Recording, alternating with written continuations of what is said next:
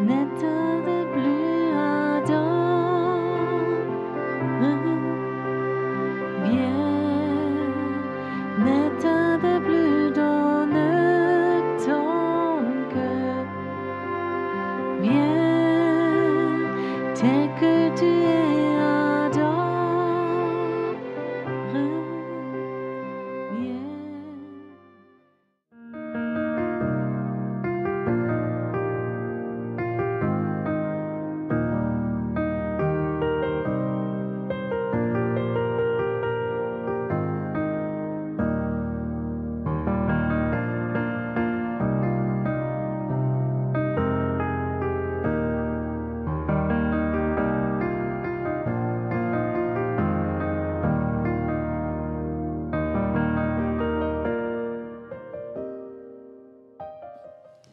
Ich habe viele Impulse wie so kleine Puzzlestücke. J'ai beaucoup d'intuitions pour ce soir, mais je ne savais pas comment les assembler.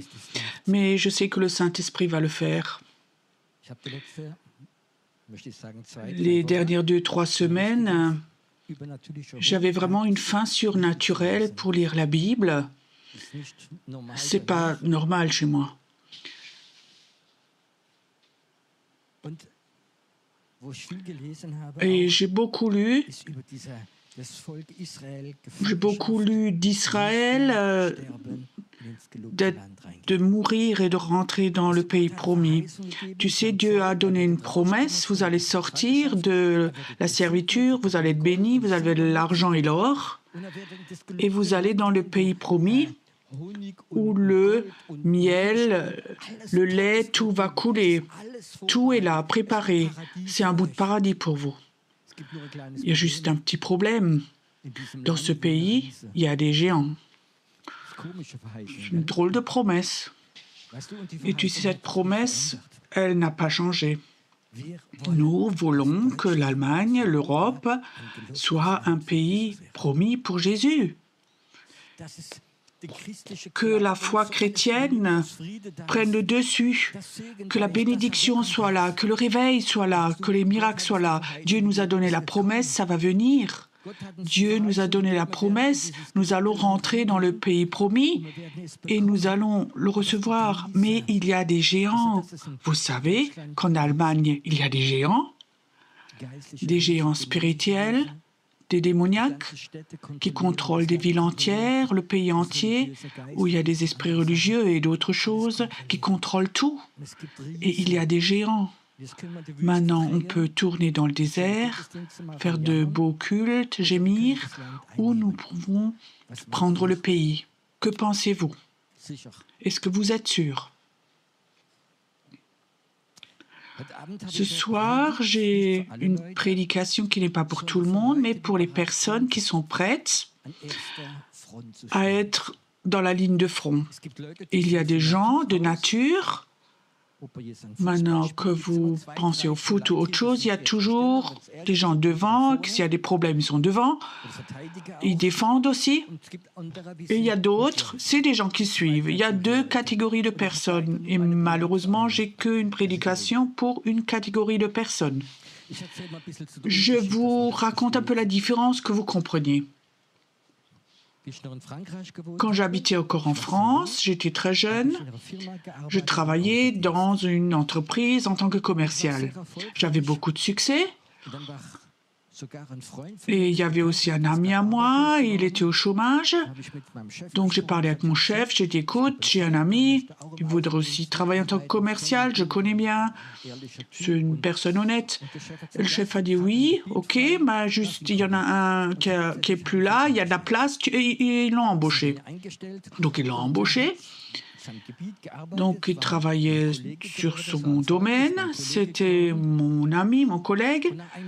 Et après plusieurs mois, j'ai remarqué, parce que ça m'intéressait, comment est-ce qu'on achète, comment on installe les machines, quelle marge est-ce qu'il y a, le gain, le bénéfice. Et j'ai remarqué que la firme n'était pas tout à fait au top. Et j'ai remarqué, moi, je peux faire ça moi-même, je me mets à mon compte, tu peux vendre. Tu sais où on achète les produits, tu sais comment les installer, tu trouves des personnes qui peuvent le faire. Et j'ai décidé, je me mets à mon compte. C'était la première fois où je me suis mise à mon compte. J'étais encore très très jeune. Et alors je suis allée chez mon ami Michel. Je disais, Michel, écoute, j'ai regardé les chiffres, j'ai calculé et j'aimerais me mettre à mon compte. Est-ce que tu fais avec? À deux, c'est un peu plus simple quand on commence une entreprise. Je lui ai raconté tout ça. Il me connaissait depuis des années. Et alors il dit, OK, je vais parler avec mon épouse. Je dis, oui, OK, parle avec ta femme. 2 jours après, il revient me voir et il dit, je réfléchis longtemps, j'ai parlé avec mon épouse et j'ai réfléchi et on fait comme ça. Tu commences et si ça marche bien, je fais avec alors. Ça, c'est la deuxième personne de catégorie. Après, j'ai commencé, je me suis mis à mon compte, OK? Et ça marchait bien, ça marchait très bien même. Il y avait super rendement, j'ai embauché des gens et l'autre, je ne l'ai plus pris. Tu sais, je ne voulais pas comme Abraham qui a traîné Lot derrière lui, ça ramène que des problèmes. Et alors, j'ai remarqué dans ma vie, malgré qu'il était plus âgé, il y a des gens, ils n'osent pas et d'autres suivent. Il faut les tirer. Ça existe aussi chez les chrétiens, ça. Il y a des gens, c'est des pionniers, ils sont prêts à aller dans le combat, ils vont prendre le pays, et il y a ceux qui suivent. Et majorité, c'est eux qui freinent, ceux qui suivent. Et maintenant, me comprenez pas mal, ces personnes sont parfois un peu psychiquement malades. Qu'est-ce que c'est comme personne, ça? C'est des gens, toutes leurs pensées, tous leurs sentiments tournent autour d'eux-mêmes. Moi. Et tout tourne autour d'eux. Et alors, si tu as des personnes comme ça et tu ne fais pas attention, tu fais la cure d'âme, ils vont te sucer, ils vont t'épuiser, te prendre ton énergie. Je ne me sens pas aimé, personne m'aime, il faut faire de la cure d'âme, de la délivrance, il faut les visiter, plein de choses. Et ça peut aller au point que tu es anéanti, complètement au bout du rouleau. Tu peux vraiment être anéanti par une personne comme ça. Est-ce qu'ils sont sans espoir? Non. Il faut que toi, tu changes leur point de vue. De eux, de servir. Fais cela. Commence quelque chose. Et aussi, si on leur change leur point de vue, ils se transforment. Si tu vas dans leur prison et tu es en communion avec eux, tu vas être anéanti. Et si les psychiques malades ne sont pas prêts à faire ce que tu fais, alors oublie. Oublie. Tu perds ton temps s'ils ne font pas ce que tu dis.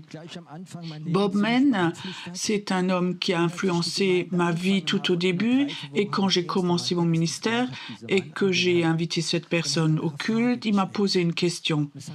Il a dit, Pierrot, est-ce que tu veux que ton église grandisse vite ou doucement? Prophétiquement, vous avez le droit de deviner ce que j'ai dit.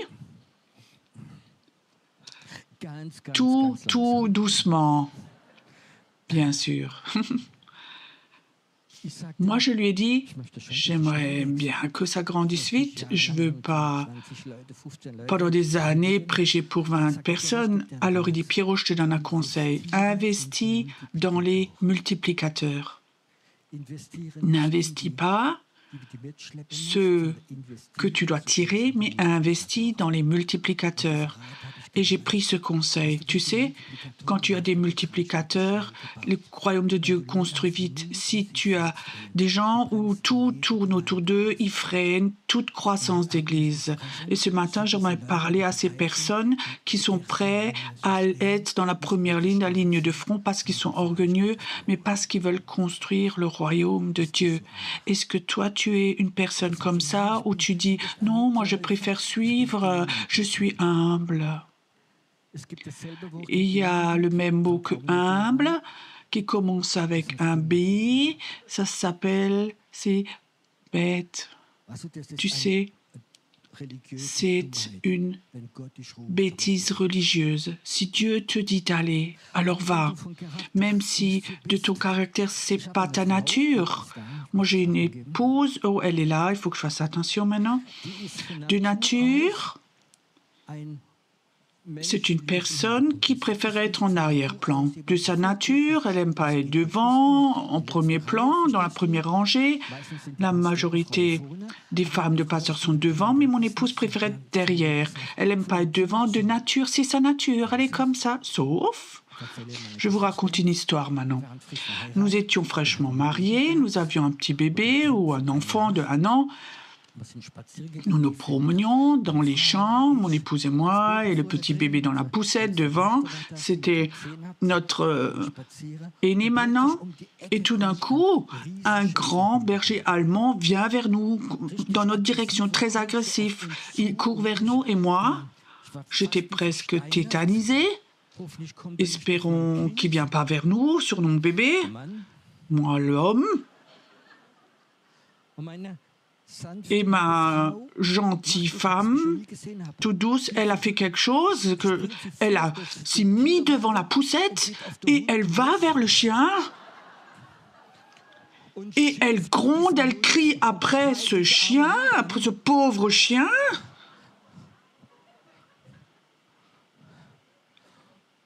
Et ce jour-là, j'ai vraiment eu du respect pour mon épouse.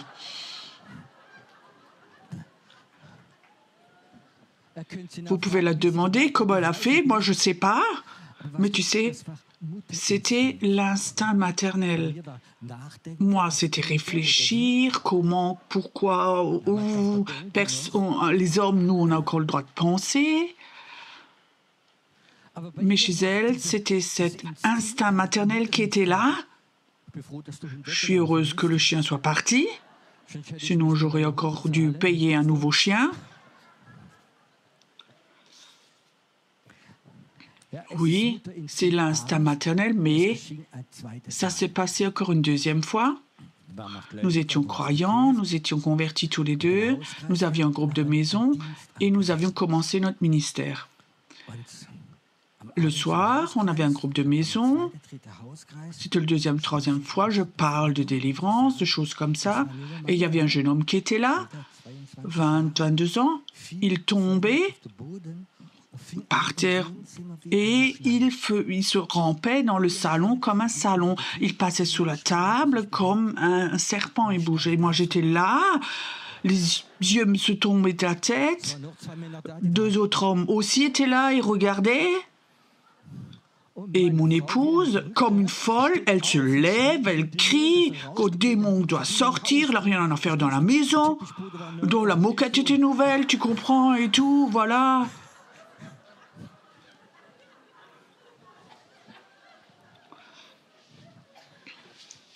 Monsieur les femmes, elles sont pratiques et parfois spontanées. Nous, les hommes, nous sommes parfois des victimes. Je vous raconte. 2 femmes se rencontrent au marché. Elles se connaissent depuis des années. L'une dit à l'autre, Friedel, quelque chose de nouveau? Oui, mon mari est décédé hier. Et comment ça s'est passé? Oui, il était en forme encore. Oui, je l'ai envoyé à la cave pour chercher les patates. Et il glisse dans les escaliers. Il s'est vraiment tout de suite brisé la nuque, tout de suite mort. Et qu'est-ce que tu as fait alors? Du riz.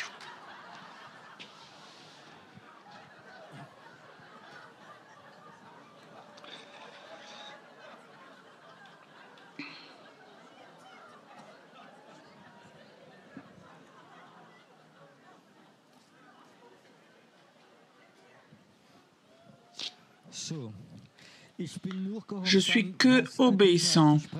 Ce que l'oratrice avait dit, faut beaucoup rire.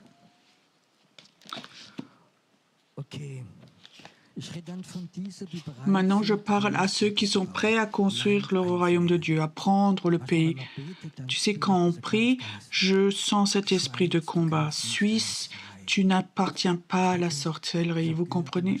J'ai parfois entendu comme des toutes petites femmes priaient et leur esprit de prière, de combat est venu où elles ont dit à l'ennemi, ce pays ne t'appartient pas et ces montagnes appartiennent à Dieu et nos enfants, petits-enfants appartiennent à Dieu et pas au New Age ou autre chose. J'ai vu quand des gens se lèvent et le Saint-Esprit vient, comme l'esprit de prière vient, comme d'intercession, comme elles vont. Elle démarre. Nous devons arrêter de dire on veut des belles conférences, de beaux cultes, je veux être béni, un peu de versets bibliques. Comme ça, vous prenez pas le pays. Dieu cherche des combattants, des combatteuses, des battantes. Et je crois que c'est une partie de mon ministère que j'ai sur mon cœur, comme ça, d'appeler des combattants de Dieu qui en ont assez du désert, 40 ans de désert, 40 ans tournés en rond, 40 ans les mêmes pierres qui étaient là, 40 ans. 40 ans, on parle de réveil et on voit rien, mais l'inverse.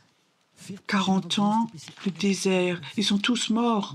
Et j'ai l'impression que beaucoup d'entre vous, ce soir, intérieurement, sont morts dans ce temps de désert.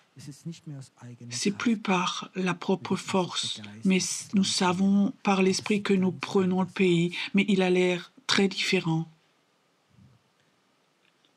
Je sens comme Dieu nous forme dans ce temps de désert. Le désert signifie la mort. Tu sais, au début, quand on se convertit, on est parfois dans l'enthousiasme. Comme moi, je suis arrivé à la foi, je voulais sauver le monde entier. Et s'il le faut, avec des marteaux, avec la force. J'ai fait les choses les plus folles, mais ce n'était pas de Dieu, mais j'ai essayé. J'ai une sœur à Strasbourg et je sais, elle est dans des milieux très religieux, mais pas née de nouveau. Et j'avais dans mon cœur de la sortir de ça, de l'amener au Seigneur. Mais je savais, elle n'irait jamais avec moi. Elle est dans son église, sa secte, et on n'a pas le droit de voir autre chose. Et je savais que je devais l'emmener ailleurs. Mais j'avais aucune chance. Alors j'ai fait un plan. Et je savais, c'était ces temps où il y avait une oratrice connue qui était à Strasbourg pour prêcher, et je savais, si j'emmène mon épouse, ma sœur là-bas, elle se convertirait. Alors j'ai dit à mon épouse, on va faire comme un kidnapping. On va l'enlever. Donc nous sommes allés à Strasbourg, chez elle, et on ne l'a pas prévenue de Heidelberg. Nous avons sonné, et quand elle est sortie, on lui a mis le manteau et on l'a emmenée. Et quand elle était dans la voiture, elle ne pouvait plus sortir. Et tout de suite, on a continué. Oui, le Seigneur me pardonne que j'ai fait des choses comme ça. Et alors je l'ai emmenée. Je l'ai emmenée.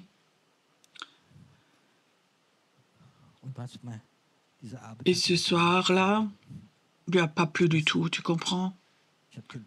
J'aurais pu aller en prison pour kidnapping. Et j'ai fait des choses comme ça souvent dans ma vie. Et tout est mort après dans ma vie. Et tout d'un coup, je vois que maintenant, aujourd'hui, ma famille écoute les prédications avec YouTube. Dieu le fait comme ça, autrement. Et dans la vie, il y a des gens, ils sont prêts à combattre pour leur pays. Ils sont prêts à être des intercesseurs pour leur pays. Et ça, c'est deux choses très différentes. Ce soir, comme ça, à la Pentecôte, j'aimerais faire un plaidoyer pour le Saint-Esprit. Quand on va dans le combat et on ne connaît pas le Saint-Esprit, on va faire beaucoup de bêtises et casser beaucoup de choses. Et ce soir, j'aimerais parler de deux choses, deux ordres. Les derniers temps, j'ai souvent, sur YouTube, on peut regarder beaucoup de choses. Je ne sais pas si vous savez, en France, il y a beaucoup de choses chaotiques. Et en France, ils sont même capables, quand ils gagnent une coupe en France, que par joie, ils cassent tous les Français. Oui, c'est les gens, ils n'ont pas grand-chose à faire avec le foot. Ils vont aux Champs-Élysées, ils cassent tout pour des milliers, ils cassent tout. Et la police doit, pendant des nuits, tout mettre en ordre. Il y a eu même des morts. Et je regardais bien ce genre de choses parce qu'il m'intéresse, comment les policiers font. Il y a comme ça 2500, 2000, 5000 chaotiques et en face, il y a peut-être une centaine de policiers avec des grands panneaux, avec plein de choses, tout l'équipement. Et alors, je regardais comment les policiers font. Ils sont tous sur une ligne. Et les autres manifestent, jettent des pierres et plein de choses. Et tout d'un coup, les policiers courent. Pas un, deux, mais tous en même temps. 100 policiers courent en même temps. Ils se prennent certains et les autres s'enfuient. Et tout d'un coup, les autres. Donc les policiers retournent de nouveau, reculent. J'ai regardé plusieurs fois, pas qu'un reste.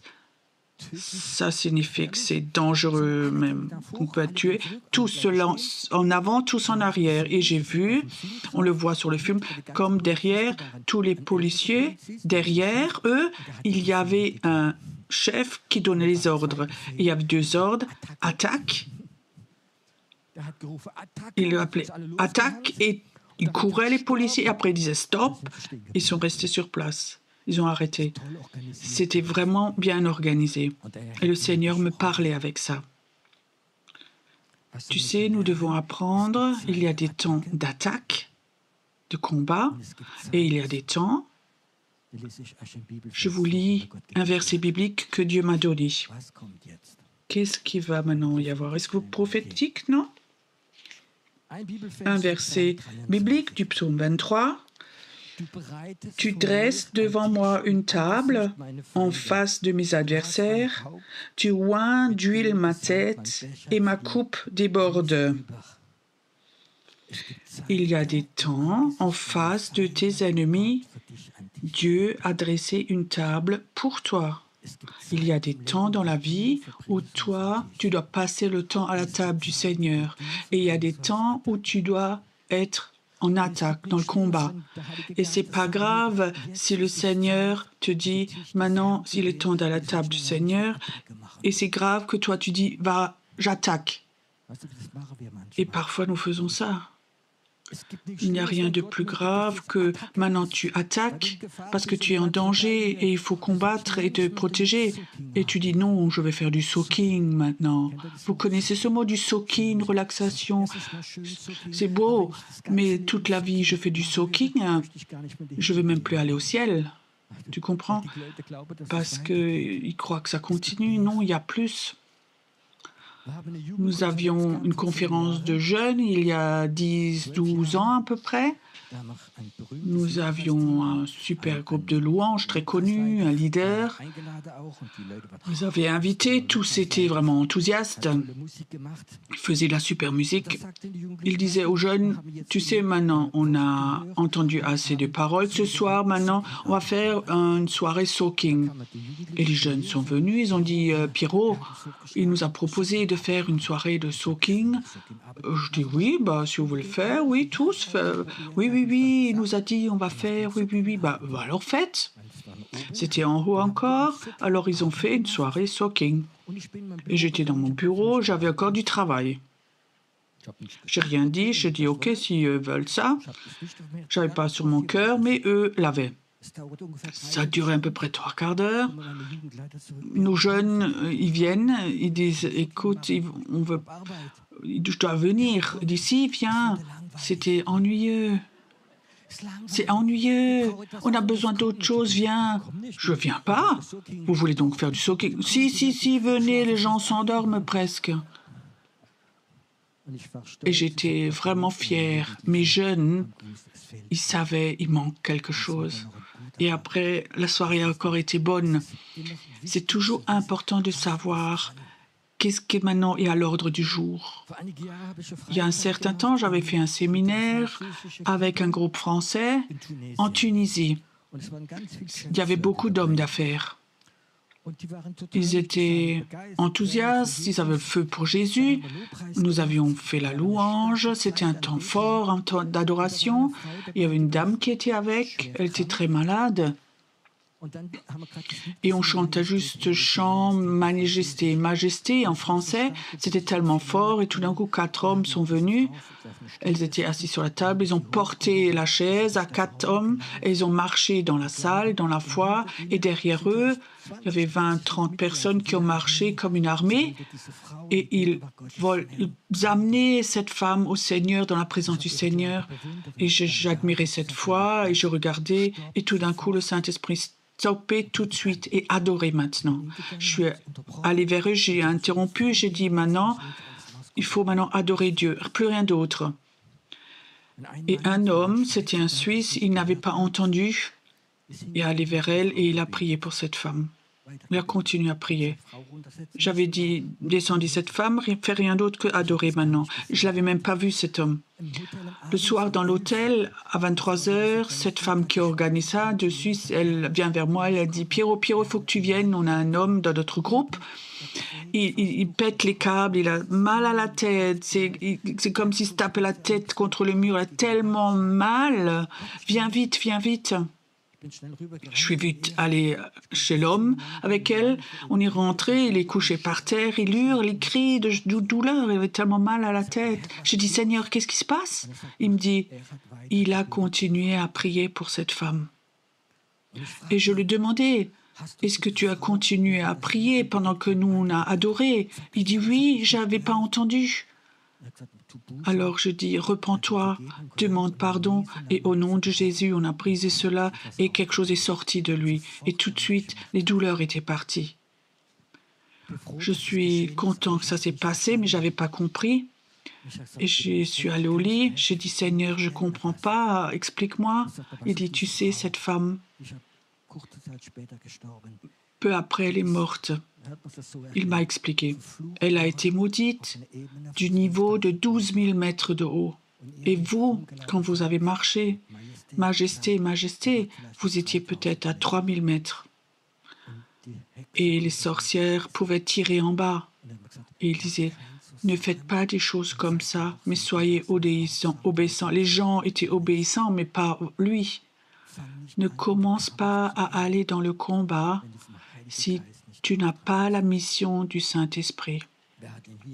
Dans l'église ici, au début, nous avions une jeune fille, elle s'est convertie. Elle chantait même avec à la louange. Elle était vraiment convertie, pleine de joie. Elle rayonnait du matin au soir avec Jésus. C'est beau de voir des gens comme ça. Et plusieurs semaines après, je la regarde. Elle était dépressive et triste. Pas de joie. Dans l'esprit, tout était parti. Et je me rappelle encore, je suis allée la voir, je dis, qu'est-ce que tu as? Et elle dit, je peux plus, je suis dépressive, j'en peux plus, et plein de choses. Alors je dis, écoute, quelque chose, tu as fait quelque chose, ça vient pas tout seul. Elle me dit, oui, j'ai reçu un prospectus d'une œuvre chrétienne d'Inde, une lettre comme ça, et il disait, je dois jeûner contre l'esprit d'homosexualité de Heidelberg. Et elle l'a fait, et on lui a tiré dessus. Tu comprends? Ce n'est pas un jeu. Les géants sont là. Je connais beaucoup de chrétiens qui ont été blessés, qui sont presque morts. Certains ont perdu leur foi parce qu'ils ont commencé un combat et que ce n'était pas le temps du combat. Amen. C'est pour ça, c'est important pour moi, dans une armée, il y a des ordres.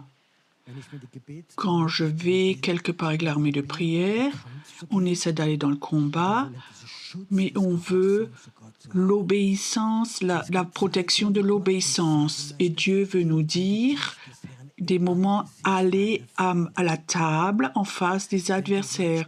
Si tu veux construire le royaume de Dieu, est-ce que tu le veux encore? Tu es sûr? Si tu veux construire le royaume de Dieu, tu vas avoir des ennemis, tu comprends? Ils vont te haïr, ils vont te connaître. Et plus tu avances, plus tes ennemis vont être nombreux. Oh, vous êtes plein d'encouragement ce soir. Vous êtes enthousiaste. Tu vas avoir des ennemis, des puissances démoniaques qui sont réservées pour toi de l'enfer. Ils connaissent ton nom. Les gens occultes de ton endroit où tu habites, les vrais gens occultes, ils ont une liste des intercesseurs. et ils combattent aussi. Tu comprends? Si nous sommes obéissants au Saint-Esprit, ils n'ont aucune chance. Mais il faut que nous soyons obéissants. Il y a des temps d'être à la table du Seigneur et il y a des temps pour le combat. De nature, je suis un bâtisseur et je suis plutôt en attaque que d'être à la table du Seigneur. Mais il faut que je respecte ça, je le sais, c'est important. Tu vas vivre dans ta vie quand tu es devant, en première ligne, et il faut combattre pour ton pays, pour que ton pays soit le pays promis, tu vas avoir des ennemis dans ton pays. Et ils seront de plus en plus grands, plus tu avances. Et tu vas découvrir des géants dans ta vie. Quand je me suis converti, Dieu m'a appelé et il m'a dit, Pierrot, tu vas guérir des malades, faire de la délivrance, tu feras ceci, cela. Et je savais que je vais évangéliser, mais qu'avec des signes et des miracles. Et mon ministère a commencé chez les hommes d'affaires du plein évangile. Et je savais, j'étais collaborateur, un jour, je vais être invité et je vais proclamer, donner mon témoignage avec des signes et des miracles. Et alors, j'ai reçu une invitation d'un chapiteau, si je pouvais venir pour donner mon témoignage. Et je dis, merci Seigneur, c'est le temps maintenant. Il a dit, non. Dis, c'est pas encore le temps, tu peux pas venir. J'étais un peu déçu, donc j'ai téléphoné, j'ai dit non, je peux pas venir.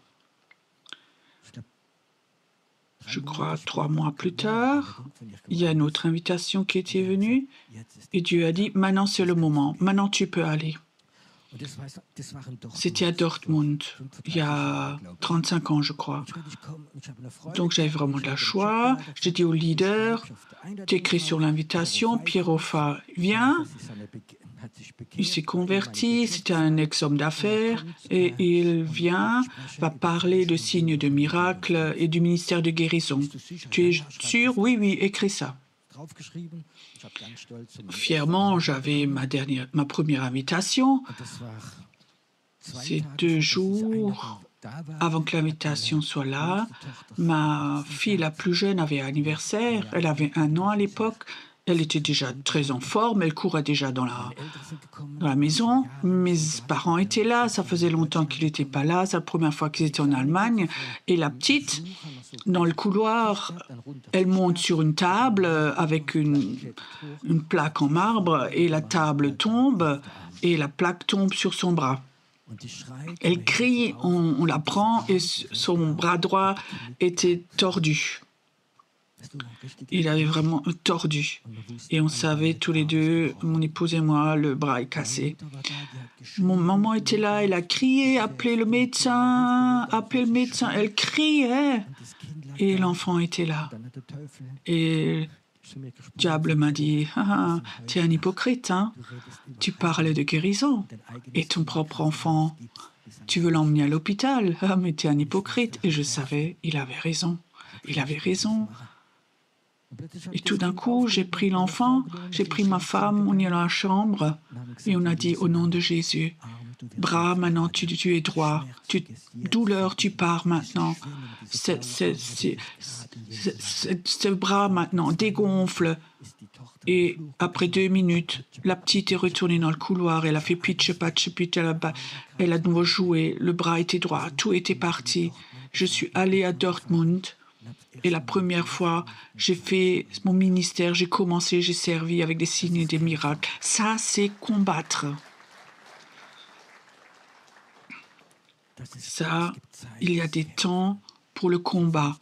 Je vous raconte une autre histoire de combat. Un jeune homme de notre église, un gentil frère, un homme de Dieu déjà. Son épouse l'appelle, son beau-frère est couché par terre et il crie de douleur. et il a dans l'oreille une très forte douleur. Ils peuvent l'emmener à l'hôpital ou nous l'emmener. Donc le soir, je suis rentrée chez moi, il était presque 23 heures. Il était couché par terre, il criait, tenait son oreille avec deux mains. Tout de suite, je vois une image, 3 femmes avec une petite poupée et qu'elles piquent des aiguilles dans l'oreille. Et je savais ce que c'était. Et je dis, au nom de Jésus, vaudou, esprit vaudou, tu retournes chez les femmes qui t'ont envoyé et tu les tortures toi-même. J'étais fâchée.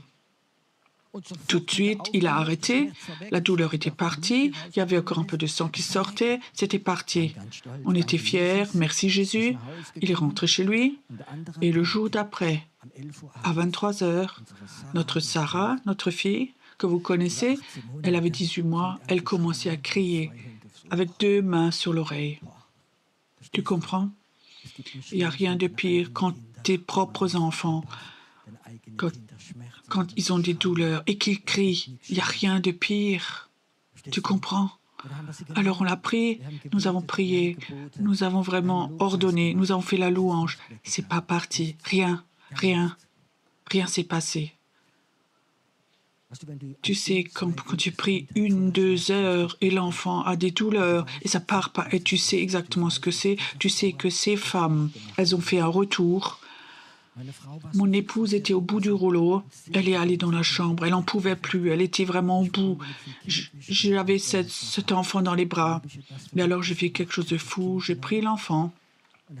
J'ai pas parlé avec Jésus, pas avec le Père, pas avec le Saint-Esprit. J'ai parlé avec le diable. J'ai dit, diable, je sais que c'est toi. Et je sais, tu veux pas que je fasse la délivrance.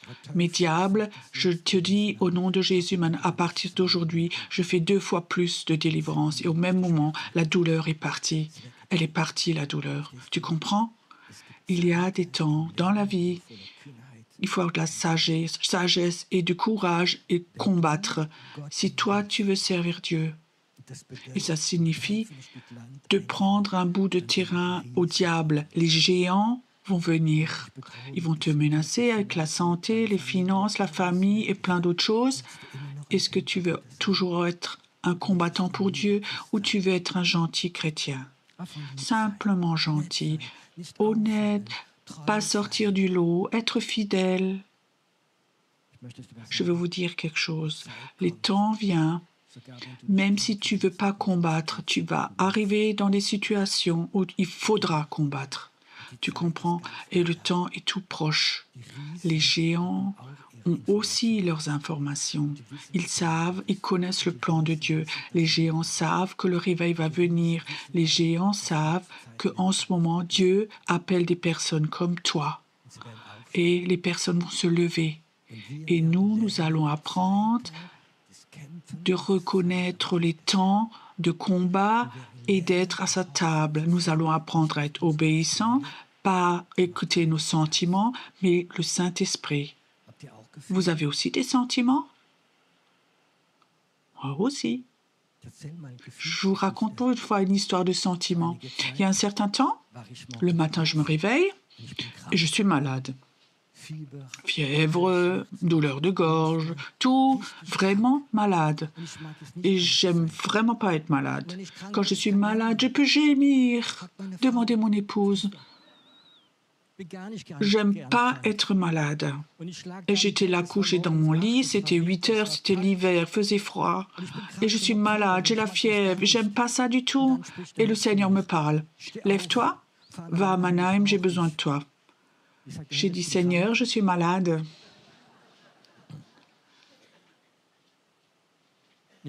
Je sentais qu'il disait, lève-toi. J'ai dit, mais j'ai de la fièvre, c'est dangereux. Il était très impressionné. Si je suis honnête avec vous, j'étais mal luné. Je n'ai pas dit Alléluia. Et j'ai dit, il faut vraiment que ce soit maintenant, aujourd'hui. Tu n'as personne d'autre pour ça? Après un moment, j'ai dit, OK, s'il faut absolument, j'y vais, mais j'ai vraiment pas envie. J'ai pris ma voiture, donc je me suis mis une couverture, je suis allée à Mannheim, je suis allée à la gare, garage souterrain. Je suis allé dans le garage souterrain de la gare. Et je savais, maintenant, il y a quelque chose qui va venir, quelque chose qui ne va pas avec la maladie. Je me gare et je dis maintenant, qu'est-ce que je suis là, qu'est-ce que je dois faire? Sors de la voiture, je sors. Donc, il faisait plus froid encore dehors. Et je dis, Seigneur, qu'est-ce que je dois faire? Et il dit, regarde, là, dans le coin du garage souterrain, j'ai jamais vu, il y avait un immense démon qui était là. C'était comme une poupée gonflable et les yeux étaient pleins de haine. Il me regardait et je sentais cette haine presque à 10 mètres. Toute cette haine était là en bas. Et cet esprit me regarde. Je suis malade et j'ai de la fièvre. Seigneur, qu'est-ce que je dois faire? Il dit, va à sa rencontre et marche en lui. Tu sais, il avait vraiment l'air violent et méchant. Et je disais, ok, maintenant je suis malade ou si je meurs, c'est à peu près pareil. Comme ça, je me sentais. Et donc, je suis allée à la rencontre et j'ai vraiment marché dans cette poupée. Donc, la haine devenait de plus en plus forte et tout d'un coup, ça fait pouf, c'est parti. C'est anéanti, explosé. Et je dis, Seigneur, maintenant ça continue. Rentre chez toi, au lit. Je suis rentré chez moi. Je me suis assis donc dans la voiture. Plus de fièvre, plus de douleur de gorge. Tout était parti en une seconde. Vous croyez que les puissances démoniaques savent quand Dieu t'utilise et qu'avant, ils font tout pour que tu n'ailles pas? Dieu, pourquoi tu fais des choses comme ça? Pourquoi tu autorises? Il veut tester ta foi. Amen. Il aimerait tester ta foi. Est-ce que tu es un combattant qui écoute tes sentiments ou le Saint-Esprit? Et après, il y a des temps où Dieu se retire. Et tu sais, c'est des temps où tu as du succès. Tu as eu des bons temps, tu as prêché, c'était super. Tu as délivré, guéri, tu vas d'une victoire à l'autre et tu cherches où est le prochain combat, où est la prochaine victoire. Et Dieu dit, viens maintenant à la table du Seigneur, prends du temps avec moi. En face de tes adversaires. Oui, mais maintenant tu es en forme, ton pistolet spirituel est chargé, où sont les prochains démons? Et le Seigneur dit, pose ton pistolet. Je veux passer du temps avec toi, tout seul. Je veux te oindre de nouveau avec mon huile. J'aimerais que tu manges à ma table, en face de tes adversaires et de ceux qui t'ont menacé, qui te haïssent. Ils doivent regarder comme le Seigneur te gâte. Est-ce que vous avez déjà pensé, écoute, tu es à la table du Seigneur, le Seigneur te gâte, il te oint, remplit ta coupe, et les démons sont là, ils doivent regarder. Que ressentent les démons? Tu comprends? Comme toi, tu réjouis dans la présence du Seigneur, et le Seigneur lui-même remplit ta coupe. Il te oint de façon nouvelle, il te donne les meilleures choses à manger. Je crois que les démons deviennent dépressifs. C'est juste, non?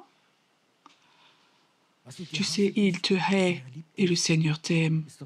Pour eux, c'est terrible. J'ai compris ce verset trop tard. Quand j'ai des ennemis, je vais à la table du Seigneur. Donc j'ai chassé les ennemis, c'était une erreur.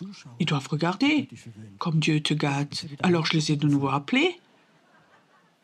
Ben oui, pas d'ennemis, pas de table. C'est juste. Loué soit Dieu que nous ayons des ennemis, on peut aller à la table du Seigneur. Oui, une personne a compris, c'est bon comme ça. Peut-être que je rigole, mais je vous dis, les ennemis vont être plus nombreux, plus grands et vont être plus loin. Et je peux te dire, la sorcellerie va devenir plus puissante. L'occulte va être plus fort. Mais Dieu dit, si vous êtes obéissants, vous allez prendre le pays. J'aimerais voir comme l'Allemagne va le réveil. Je veux voir comme la Suisse veut vivre le réveil. Je veux le voir. Alléluia. Ce soir, j'aimerais juste que tu apprennes une chose, l'obéissance au Saint-Esprit. Lui te donne le rythme, l'attaque, le combat ou la table du Seigneur. Combattre ou la table du Seigneur. Imagine maintenant ce soir, Dieu te regarde. Tu rentres chez toi le lundi, le mardi, et là, c'est quoi ton programme mardi? Combattre ou la table du Seigneur? Tu sais, pour chaque personne, ça va être individuel. C'est juste? Il y a des gens, lundi matin, vous rentrez chez vous, ils arrivent chez eux et Dieu dit, c'était un beau temps, passe plusieurs jours avec moi à la table du Seigneur. Je vais te guérir, je vais te rendre fort, je vais te toucher. Je vais remplir ta coupe de nouveau. Et d'autres vont être remplis et vont dire, le Seigneur dit, il est temps maintenant que tu combattes, que tu apprennes à prier, intercéder et à dire à l'ennemi, pars. C'est tellement important. Pour chaque personne, c'est différent. Amen. Si toi, tu rentres chez toi, apprends-le. Qu'est-ce que toi, tu dois faire? C'est quoi pour toi le programme? J'aime les groupes de prière. J'aime l'onction de prière. Et j'aime dans la prière quand il y a l'unité. Il se peut que tu aies prié 1 heure avec 6-7 personnes. Et il y a des moments où dans la prière, il y a maintenant l'attaque, le combat, et il y a des temps dans la prière où on va dans la présence du Seigneur, où le Saint-Esprit vient et il nous touche. Mais est-ce que vous avez déjà vécu l'inverse? Donc, dans un groupe, il y en a un qui veut le combat et l'autre veut être tranquille, et l'autre, comme ça, tu ne gagnes pas une guerre. Dans un groupe de prière, c'est important que le leader ait des intuitions, les autres peuvent aussi en avoir, mais qu'il a la direction et qu'il dit maintenant c'est le moment où on combat, on fait de l'intercession, nous construisons le royaume et maintenant c'est le temps où on adore Dieu, où nous l'aimons. C'est important que l'armée est obéissant, organisée, pas chacun dans sa propre direction. Et ça, c'est que le Saint-Esprit qui peut le faire. Amen. C'est que le Saint-Esprit qui peut faire cela. Et il est là. Il y a un appareil ou un instrument. Ça s'appelle le chauffard. Vous connaissez sans doute tous. Les gens l'aiment ou le haïssent. Un pasteur connu m'a dit, mon église, je me suis presque acheté un destructeur de chauffard.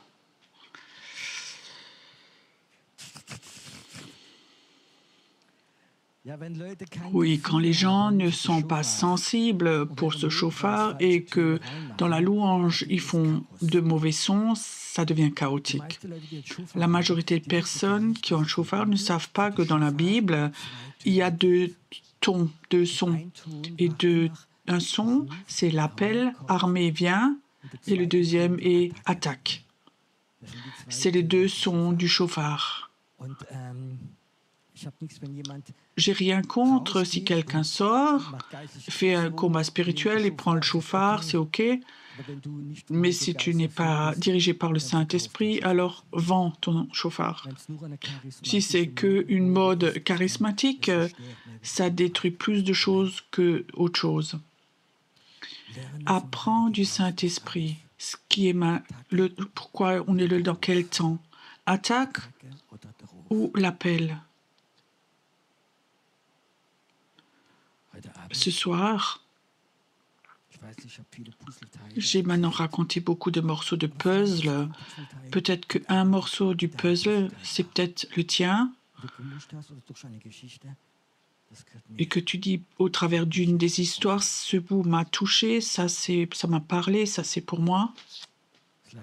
Maintenant, laisse le Saint-Esprit venir. Laisse-le simplement venir. Laisse-le te parler maintenant. Admets maintenant qu'il puisse te parler.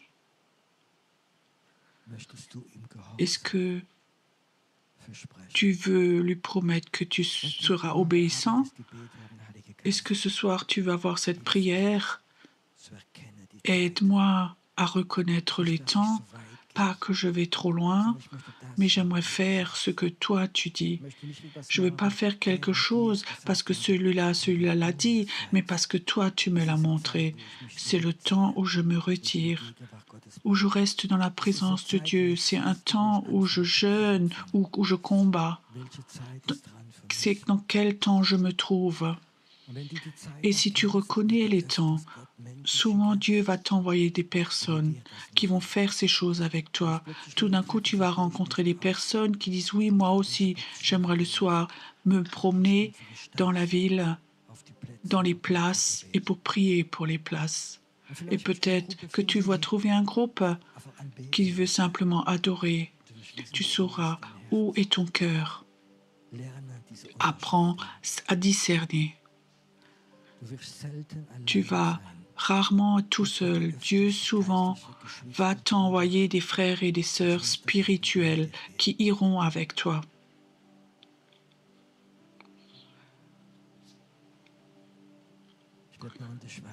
Cette année, je vais faire une conférence de prière à Berne. Si Dieu t'appelle, vas-y. Si Dieu ne t'appelle pas, n'y va pas. C'est pas ta place. Certains vont aller avec à Majorque. On aura un temps d'adoration, de louange et de prière. Ton calendrier doit être fait avec le Saint-Esprit. Ton temps est dans sa main. Et lui voudrait te former en tant que combattant de Dieu, même si ce n'est pas ta nature, comme chez mon épouse. Mais quand cet esprit d'intercession vient, tu vas le vivre.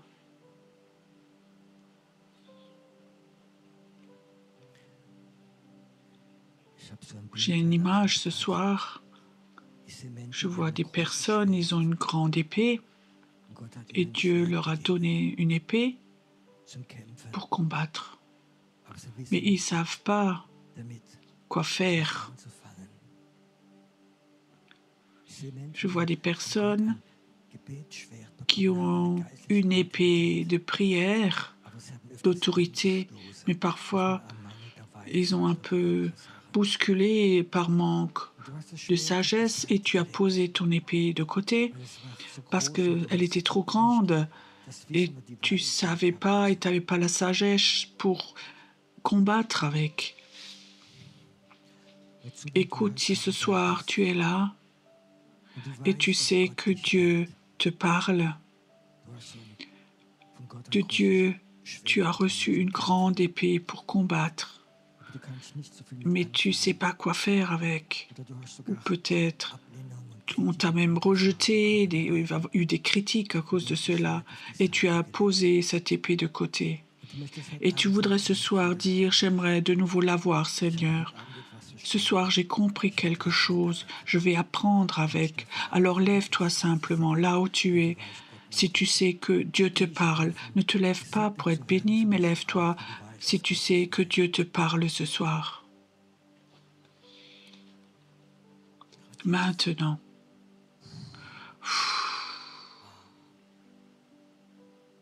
Merci Seigneur que tu donnes la sagesse pour agir avec cette épée.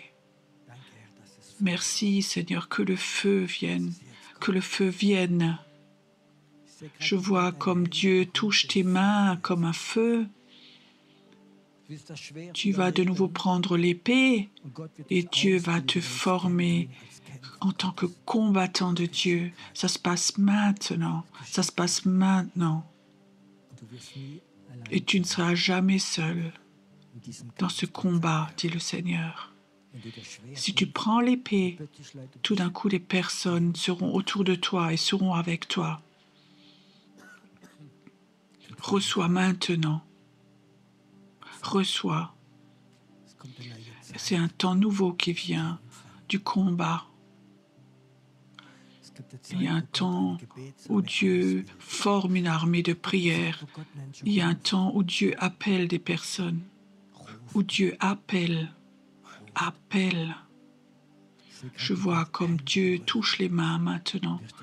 Tu vas prendre l'épée et ce feu de Dieu, en même temps, tu vas le recevoir. Ce feu est là, c'est là, c'est là.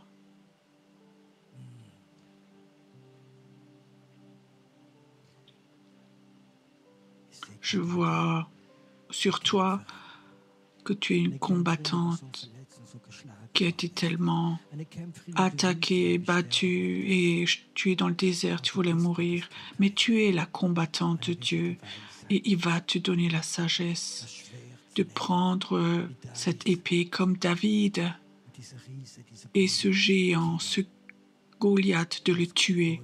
Tu vas tuer des Goliaths. Tu vas toucher les Goliaths de ton pays. Maintenant, reçois maintenant, reçois maintenant. Il va t'apprendre à être une combattante. La sorcellerie t'a menacé, à déverser des malédictions, mais ce soir, au nom de Jésus, la délivrance est là pour toi. Je vais poser ma main sur toi. Si tu prends l'épée dans ta main, ma main sera sur ta vie. Reçois maintenant. Nous avons un Dieu bon.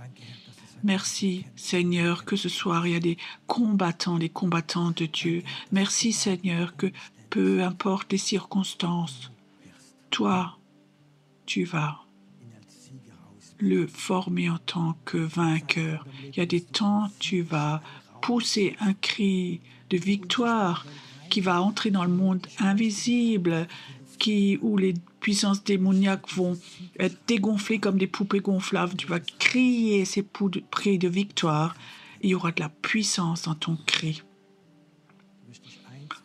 Tu seras un avec le lion de Juda. Tu seras ce lion. Tu cries, ce rugissement, tu vas le laisser sortir. Le feu de Dieu va être là. Il va être là, ce feu. Ayons encore un temps maintenant, un temps d'adoration pour ceux qui ne savent pas. Demain matin, il y a une sainte scène. La table du Seigneur sera là. Et Dieu veut encore parler à beaucoup de choses. Ceux qui sont loin ou ceux qui sont moins loin, vous pouvez venir. Même si vous n'êtes pas sur cette conférence, vous pouvez venir demain matin.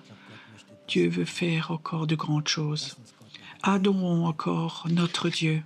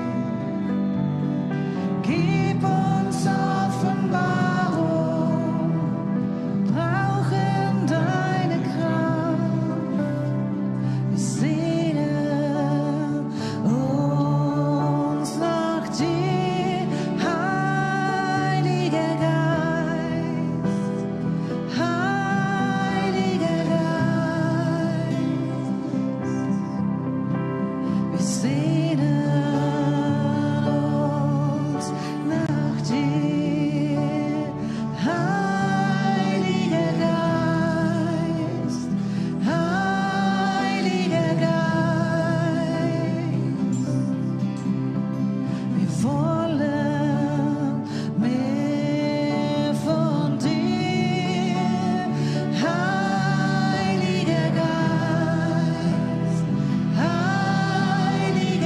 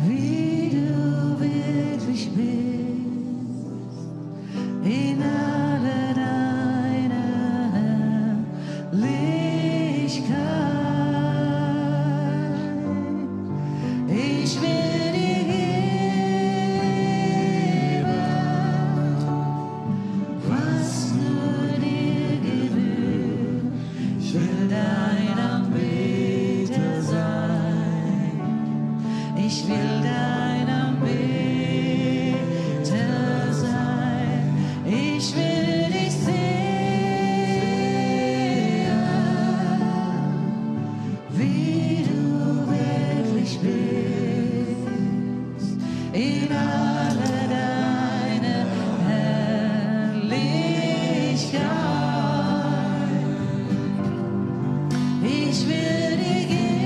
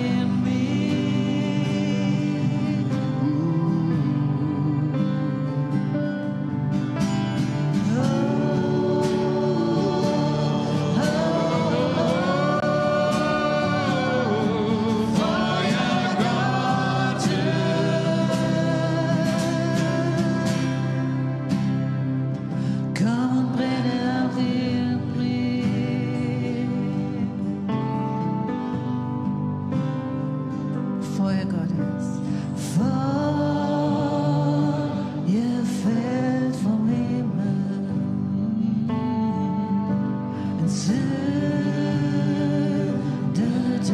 unser Land. Zungen wie aus Feuer, setzen uns in Brand.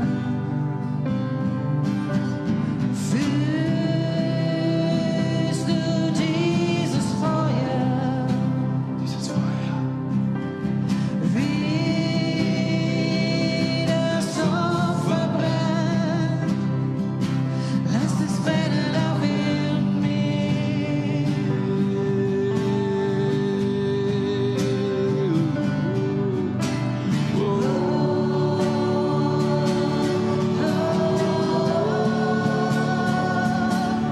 Feuer Gottes,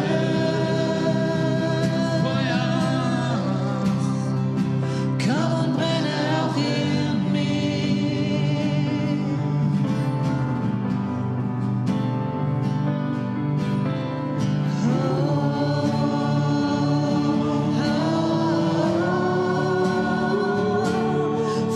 Feuer Gottes,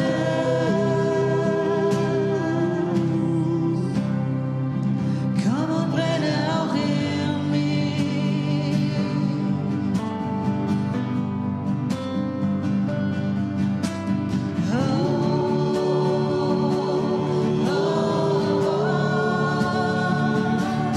Feuer Gottes, Komm, falle, komm und brenne auch in mir. brenne in dir, brenne in mir. Feuer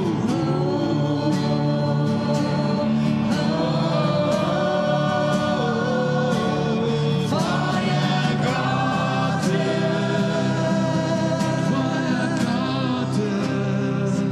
komm und brenne auch in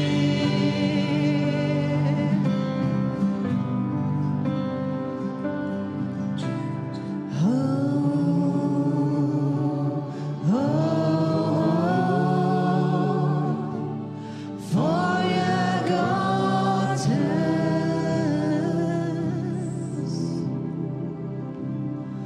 komm und brenne auch in mir. Feuer Gottes brennen, Feuer Gottes brennen, brenne hier. Feuer Gottes brennen, Feuer Gottes kommt, Feuer Gottes, es kommt, es kommt, es kommt.